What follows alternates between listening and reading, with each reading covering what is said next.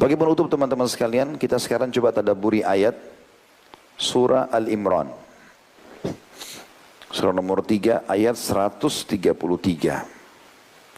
Ini closing bahasan kita. Habis ini kita buka pertanyaan insyaAllah. Sibukkan diri dengan ayat-ayat ini ya. Tujuan kami membaca ayat ini, tentu saya berharap Allah SWT mudahkan saya pertama mengamalkan, bukan cuma mengucapkan, juga teman-teman sekalian. Al-Imran surah nomor 3 133 Allah mengatakan a'udzubillahi minasyaitonirrajim wasari'u ila maghfiratin min rabbikum wa jannatin arduhas samawati wal ardu iddat lil muttaqin. Bersegeralah kalian. Apa maknanya? Sibukkan dirimu. Mulai sekarang waktumu pakai untuk pengampunan dari Tuhanmu. Salah, ya Allah maafkan, ampuni saya, tobat.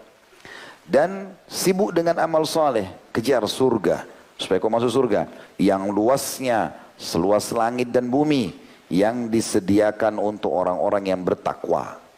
Takwa, patuh. Ya. Mulai sekarang itu kita sibukkan diri. Kalau antum sudah mulai belajar, sudah mulai faham, terapkan agama. Lalu apa setelah itu Ustaz? Istiqomah saja.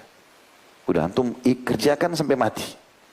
Ajal akan datang, kita tidak tahu kapan dan siapa lebih dulu yang meninggal di antara kita. Tapi kalau kita sibukkan dengan itu aman. Ayat 134-nya, siapa orang-orang yang bertakwa itu? Bagaimana caranya supaya kita bisa istiqomah baik dalam agama Allah, tertutup pintu-pintu syaitan? Allah ajarkan caranya. Alladzina yunfikuna fis sarra'i wad-dharra'i wal qadhimina al-ghaidha wal 'afina 'anil nas. Wallahu yuhibbul muhsinin. Yaitu orang-orang yang suka menafkahkan hartanya, sedekah, supaya sedekah perintah Allah, lawannya bakhil. Ini perintah syaitan. Ingat tadi, syaitan dalam surah Ibrahim ayat 22 memang membangun angan-angan kosong.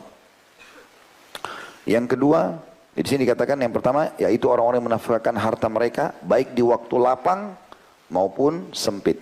Biar baik dia kaya ataupun dia miskin. Pas-pasan atau ada kelebihan, tetap dia sedekah. Sehingga tertutup pintu-pintu syaitan. Kemudian yang kedua, dan orang-orang yang menahan amarahnya. Tidak mudah emosi. Kecuali terjadi pelanggaran agama. Nabi SAW tidak marah kecuali terjadi pelanggaran agama. Selain daripada itu beliau mudahkan semua. Ini juga resep awet muda. Yang ketiga, dan suka memaafkan kesalahan orang. Allah menyukai orang-orang yang berbuat kebajikan. Kapan antum ada orang buat zalim? Sudah saya maafin karena Allah. Masalah dia tidak minta maaf ke kita itu urusan dia sama Allah. Yang penting kita maafin dulu antara kita sama Allah. Kalau kita ucapkan di depan mata dia, kalau sudah saya maafkan, maka lepas dari hukuman Allah dia. Tapi kalau kita hanya hati-hati sama Allah, ya Allah saya maafin orang ini. Maka dia untuk selamat dari hukuman Allah, dia harus minta maaf. Berarti tetap bisa kena hukuman sama dia. Tapi tugas kita adalah memaafkan dulu. Kalau kita maafin orang, hati kita jadi bersih. Kita jadi tidak terbawa dengan kebencian-kebencian yang tidak perlu. Ada sesuatu yang menyakitkan teman-teman, antum anggap seperti antum tidak pernah dengar. Saya kadang-kadang kalau ucap dengar ada kata-kata, ada cacian, baik itu di medsos atau apa, sampai telinga saya atau saya baca, saya anggap seperti saya nggak pernah baca. Tetap berjalan. Kalau enggak mengganggu jiwa kita, akhirnya dakwah terganggu, ini terganggu, enggak, biasa aja. Oh tidak ada pengaruhnya kok, gitu kan. Orang mengucapkan terserah dia mau bicara apa, gitu kan. Ayat 135-nya, tambahannya, walladzina idza fa'alu fahishatan aw zalamu anfusahum dzakarullaha fastaghfaru lidzunubihim wa may yaghfiru dzunuba illallahu wa lam yusirru ala ma fa'alu wa hum ya'lamun. Dan juga orang-orang apabila mengerjakan perbuatan keji dan menganiaya diri mereka sendiri, maksudnya buat dosa. Ini masih masuk kategori hamba-hamba Allah. Syaitan berhasil menggoda dia. Apa yang dia harus lakukan? Ingat Nabi Adam tadi. Buat salah langsung kembali kepada Allah.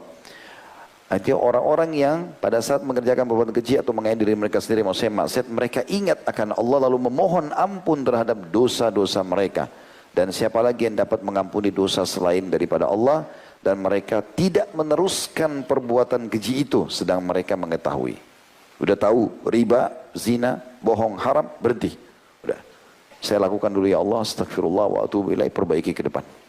Ingat, semua permasalahan hidup yang terjadi itu karena rusaknya hubungan kita sama Sang Pencipta Allah. Antum nggak usah sibuk cari masalah di tengah-tengah. Kenapa ini, kenapa ini, kenapa caci maki saya, kenapa. Langsung istighfar kepada Allah.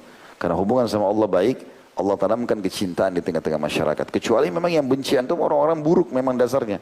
Nabi SAW dibenci oleh para munafikin, orang-orang kafir, itu wajar. Tapi kalau ada orang yang baik, orang soleh benci antum, tanda tanya, ini kenapa antum dibenci? Kita muhasab, istighfar kepada Allah SWT.